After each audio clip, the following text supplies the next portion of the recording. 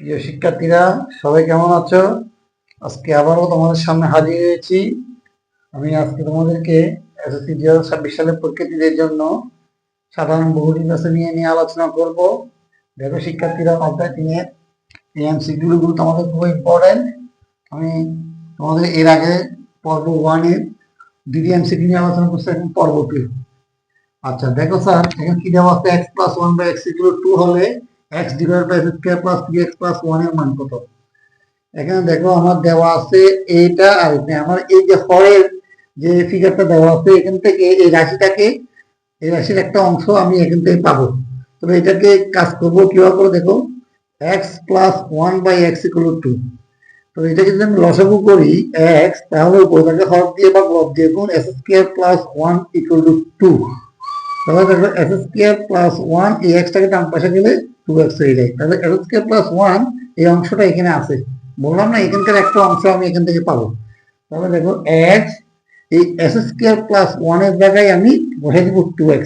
এই S square plus 1, S square plus 1 দিয়ে 2x plus এই 3x। তাহলে এই x, এই 2x আর 3x এ 5x, তাহলে x এর কাটা যায়, তাহলে 1/5, 1/5, এই 1/5।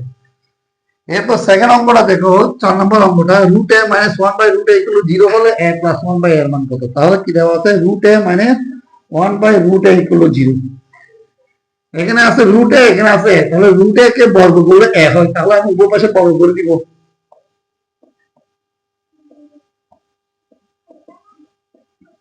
তাহলে a minus b whole square সূত্র a square minus 2ab plus b square equal to 0 square মানে 0, রুট a স্কয়ার মানে a মাইনাস এটা কাটা যায় 2 plus 1 by root a square মানে 1 বাই a ইকুয়াল টু 0।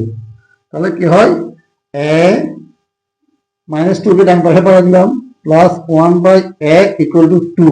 তাহলে a minus a plus 1 by a এর মান 2। বুঝতে পারছো শিক্ষার্থী? এবারও তোমাদেরকে সলভ করতে হবে। আগামী ক্লাসে আমি আরো এমসিকিউ নিয়ে আলোচনা করব। আজ পর্যন্ত এতটুকু। সবাই ভালো থাকো। আল্লাহ হাফেজ।